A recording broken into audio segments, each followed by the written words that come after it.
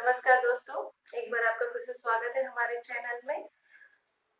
भारतवर्ष में अनेक भाषाएं बोली जाती हैं। इनमें से हिंदी भाषा मुख्य है। कई राज्यों में यह बोली जाती है। तो आइए आज हम लोग हिंदी भाषा की वर्णमाला को व्याकरण के आधार पर थोड़ा समझते हैं इस वीडियो के माध्यम से। तो आइए आज हम हिंदी वर्णमाला को पढ़ते हैं। हिंदी भाषा को जब हम बोलते हैं तो उनमें जो हम अक्षरों को यूज करते हैं, जैसे कि कभी क, ग, च, की, ये सभी वर्ण कहलाते हैं। अलग अलग लिखे हैं ये वर्ण कहलाएंगे। हिंदी भाषा की सबसे छोटी इकाई होती है ध्वनि, और ध्वनि को ही वर्ण भी कहा जाता है।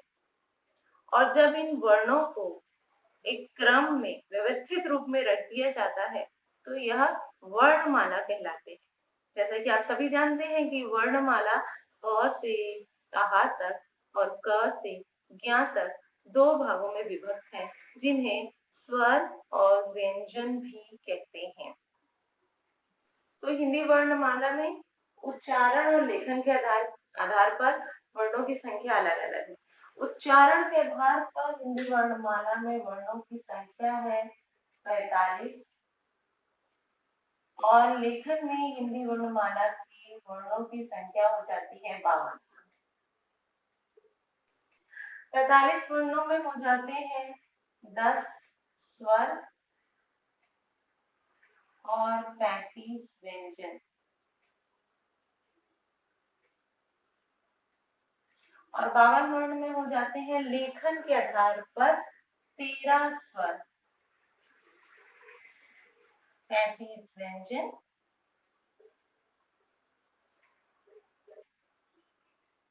और 4 संयुक्त वर्ण होते हैं।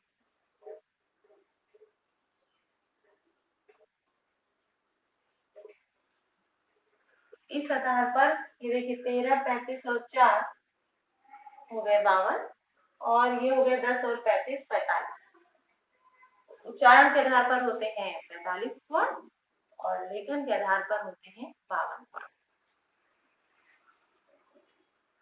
तो आइए अब आगे बढ़ते हैं। तो हिंदी वर्णमाला में, जैसे कि आपको पता है कि वर्णमाला को दो भागों में विभक्त किया गया है हिंदी व्याकरण के अनुसार, वो है स्वर और व्यंजन।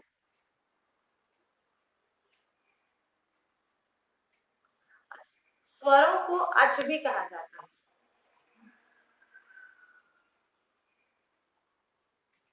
अगर अच लिखा हो तो इसका मतलब है कि स्वर की बात हो रही है। तो स्वरों को अच भी कहा जाता है। तो स्वरों की संख्या, जैसे कि हम आपको पहले बता चुके हैं कि 13 होती है। स्वरों की संख्या होती है 13। ठीक है, अभी हम क्या करते हैं, आज स्वरों को पढ़ते हैं। पहले स्वर को पढ़ते हैं हम लोग। तो स्वरों की संख्या होती है 13, लेकिन लेखन के आधार पर 13 होती है और उच्चारण के आधार पर हो जाती है 10।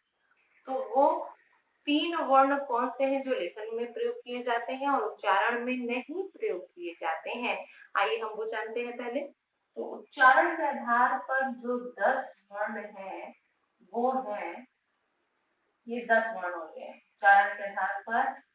वो है अ, आ, इ, ई, उ, ऊ, ए, आई, ओ, आ। तो ये है उच्चारण के आधार पर, जिनकी संख्या है 10। 1 2 3 4 5 6 7 8 9 10, इनकी संख्या है 10। ये हो गया उच्चारण के आधार पर। अब आप जानते हैं लेखन के आधार पर कौन से हैं। लेखन के आधार पर होते हैं 13 वर्ण।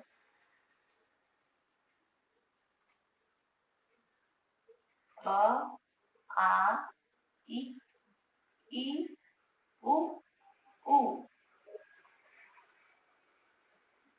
वी, ए, आई, ओ, आओ, अम, हा।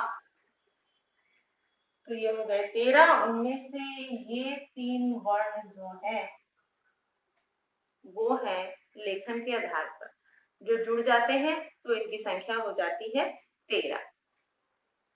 और अब हम बात करते हैं स्वरों की। तो स्वर किसे कहते हैं? स्वर वो होते हैं, ये सारे स्वर हैं, ये वो वर्ण हैं जो बिना किसी सहायता से बोले जाते हैं।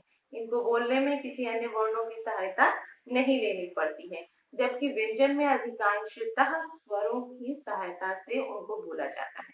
तो स्वरों की पहचान यही है कि ये स्वतंत्र रूप से बोले जाते हैं और इनको बोलने में, जब आप इन्हें बोलेंगे तो आपको ये महसूस होगा या बोल कर देखिएगा कि जो सांस है, आपकी जो सांस है वो कंठ और तालु में रुकती नहीं है, यानी उनका अवरोध नहीं होता है, जबकि व्यंजनों को बोलने में सांस का अवरोध कंठ और तालु में होता है। तो स्वरों की ये पहचान है कि यह स्वतंत्र रूप से बोले जाते हैं, इनको बोलने में किसी अन्य वर्णों की सहायता नहीं ली जाती है और इनका अन्य एक नाम अच भी है। इनकी संख्या 13 है। लेखन के आधार पर इनकी संख्या 13 है और उच्चारण के आधार पर इनकी संख्या 10 हो जाती है। तो अब हम स्वरों की ही बात आगे करते हुए स्वरों के भेद को भी जानते हैं।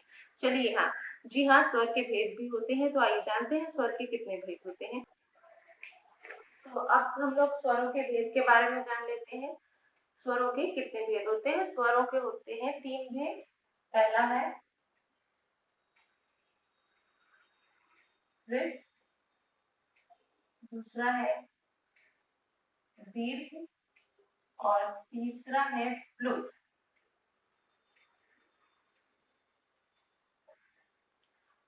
तो सबसे पहला है ऋस्व। इसको, ये वे स्वर होते हैं जिनके उच्चारण में कम से कम समय लगता है। सबसे कम समय लगता है वो है अ, ई, उ और री। इनके उच्चारण में कम समय लगता है, ये संख्या में 4 ही होते हैं, इनको ह्रस्व स्वर कहते हैं। ये जो री है इसका लेखन, इसकी मात्रा ऐसे लगती है, लेकिन इसको पढ़ते समय री पढ़ा जाता है। ये लेखन का है और ये पठन का है।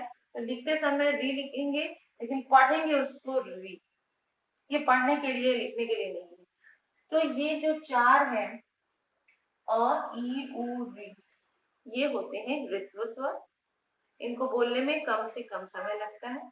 अब दूसरा हमारा है दीर्घ। दीर्घ यानी बड़ा। जिन स्वरों को बोलने में अधिक समय लगता है उनको दीर्घ स्वर कहते हैं, जिनकी संख्या है 7। वो है आ, ई, उ, ए, आई, ओ, आ।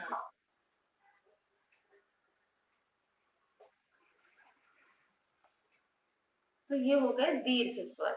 आ, ई, उ, ई, आई, ओ, आ। ये हो गए दीर्घ स्वर। इनको बोलने में ह्रस्व से अधिक समय लगता है, इसलिए इन्हें दीर्घ कहा गया। अब आखिरी है हमारा प्लुत।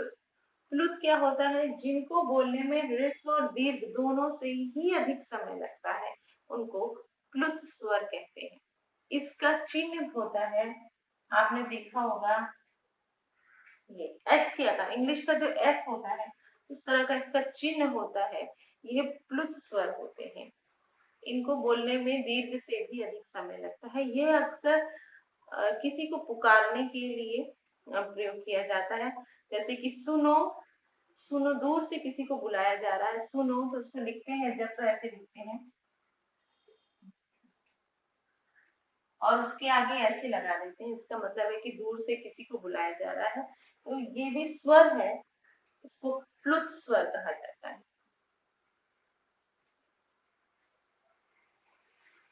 जैसे हम पढ़ते हैं ओम, ऐसे लिख देते हैं, यानी कि ओम, इसमें प्लुत स्वर होगा।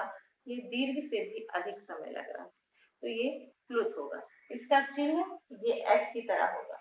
तो स्वर के भेद हो गए 3, ऋस्व, दीर्घ और